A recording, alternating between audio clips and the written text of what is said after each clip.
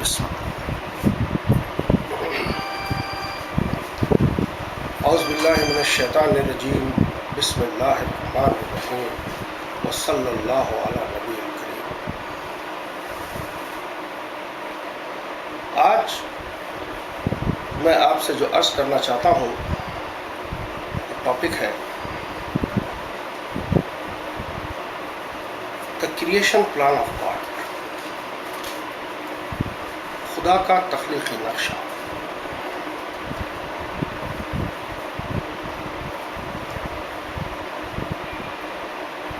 انسان ایک جنتی مخلوق ہے جو اس دنیا سے پہلے جنت کے اندر آباد تھی۔ اللہ تعالیٰ نے انسان کو ہر وہ نعمت اور ہر وہ چیز دے رکھی تھی کہ وہ اس کا استعمال کرے۔ خدا نے انسان کے لیے ایک شرط وہاں رکھی تھی جس کو سمبولک طور پہ قرآن میں شجر ممنوع کہا گیا۔ انسان کو بتایا گیا تھا کہ تم اس شجر ممنوع کے نزدیک نہ جانا، لیکن انسان شیطان کے بہکاوے میں آ گیا اور اس نے وہ غلطی کی۔ وہ سبب ہوا انسان کا جنت سے نکلنے کا، اور پھر انسان کو اس زمین کے اوپر ڈال دیا گیا اور خدا نے اس سے کہا کہ تم یہاں بسو، تم یہاں رہو، میری نعمتوں کا استعمال کرو، اور میرے نبی آئیں گے، میری رسالتیں آئیں گی، اس کی تم اتباع کرو۔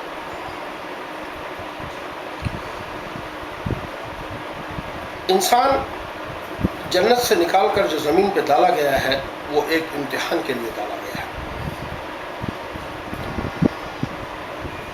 اس سے پہلے جنت انسان کا برتھ رائٹ تھا، لیکن اب جنت انہی لوگوں کو ملے گی جو جنت کے لیے اپنے آپ کو کوالیفائی کریں گے۔ جنت کی کوالیفیکیشن میں کامیاب کون ہوں گے اور یہ کیا چیز انسان کو کرنی پڑے گی، تب خدا نے محمد رسول اللہ صلی اللہ علیہ وسلم پر ایک کتاب نازل فرمائی جس کا نام قرآن ہے۔ خدا نے اپنا خود کا تعارف اس میں دیا اور خدا نے اپنی مرضی کا اعلان اس میں کیا۔ انسان کو خدا نے اپنی مرضی بتائی کہ یہ وہ چیز ہے جو خدا تم سے چاہتا ہے۔ اب اگر کوئی انسان اس کتاب کے مطابق زندگی گزارے، قرآن دراصل کریشن پلان آف گاڈ ہے۔ قرآن دراصل کریشن پلان آف گاڈ ہے جو انسان کو بتاتی ہے کہ اس کی پیدائش کا مقصد کیا ہے، کائنات کو خدا نے کیوں بنایا ہے، اور انسان کی موت کے بعد اس کا انجام کیا ہوگا۔ جو بھی شخص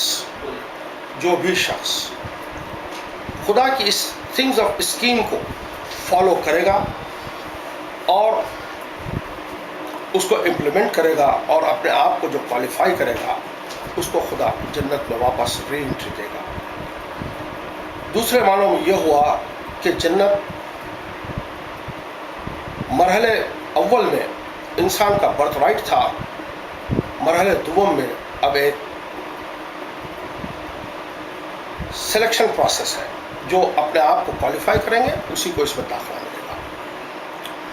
تب انسان کو سوچنا ہوگا کہ انسان کی زندگی خدا نے 70-80 سال کی نہیں بنائی۔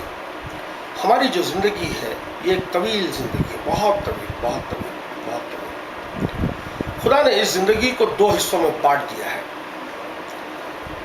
ایک ہے پری ڈیتھ پیریڈ اور ایک ہے پوسٹ ڈیتھ پیریڈ۔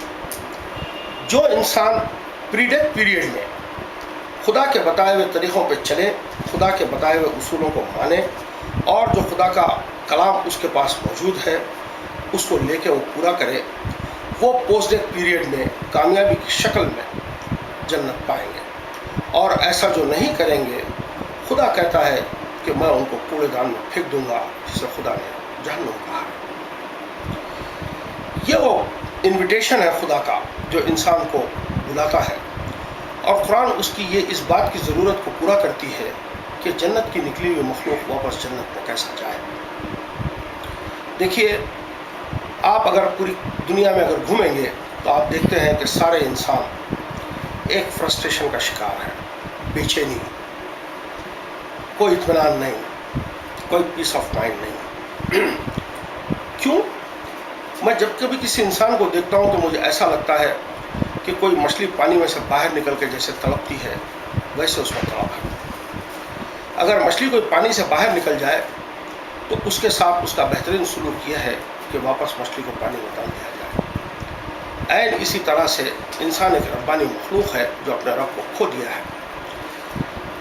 خدا کی ایک کتاب بتاتی ہے کہ اس کا سچا رب کون ہے، اس کو لے کے کیا کرنا چاہیے، اور پھر اس کے بعد اپنی زندگی کو کیسے بسر کرنا چاہیے.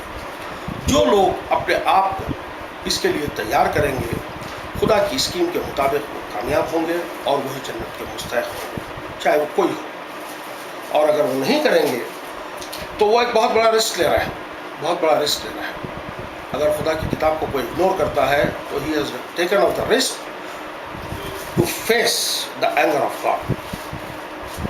تب میں انسان سے یہی کہوں گا کہ انسان خدا کے معاملے میں سنجیدگی برتے، اپنے آپ سے پوچھے کہ میں کون ہوں، یہ کائنات کیا ہے. ان تمام چیزوں کا جواب خدا نے اپنے کلام میں یعنی قرآن کے اندر مکمل طور پہ دیا ہے. دیکھیے کائنات ایک معمہ ہے، کائنات ایک معمہ ہے، اس سے بڑا معمہ انسان ہے. قرآن ان دونوں معموں کا جواب ہے. کائنات خود ایک بہت بڑا معمہ ہے، اس سے بڑا معمہ انسان ہے. ان دونوں معموں کا جواب قرآن ہے. یہ باتیں جو آپ کو سمجھائی جاتی ہے کہ اس کے پڑھنے سے ثواب ہوگا، ایک ایک لفظ پہ 10 نیکیاں ملے گی، یہ سب بکواس ہے. ان کو چھوڑ دیجیے، اس میں کچھ رکھا نہیں ہے، اس میں کچھ آنا جانا نہیں. آپ بولیں گے میرا بیٹا انجینئر، تو انجینئر نہیں بنتا، اس کو انجینئرنگ پڑھانی پڑتی ہے آپ کو. یہ میرا گھر ہے تو کسی کے گھر کو آپ اپنا گھر نہیں کہہ سکتے ہیں، گھر بنانا پڑتا ہے. میں پرائم منسٹر، تو آپ فری میں پرائم منسٹر نہیں بنیں گے، آپ کو کوالیفائی ہونا پڑتا ہے اس کے لیے. تو جب اس دنیا کے اندر کہنے سے کچھ نہیں ہو سکتا ہے تو خالی تلاوت کرنے سے آپ کو کیوں ملے گا؟ آپ کو اس بک کو اپنانا ہوگا. یہ ایک ہیومن کانسٹیٹیوشن ہے جس کو پوری طریقے سے آپ کو اتباع کرنی ہوگی، پوری طریقے سے اس کو ایکسیپٹ کرنا ہوگا اور اپنی زندگی کو اس کے اندر ڈھالنا ہوگا. تبھی جا کر پوسٹ لائف کے اندر آپ ایک ابدی سکون پا سکتے ہیں جس کو خدا نے جنت کہا. ہو گیا میرے خیال سے.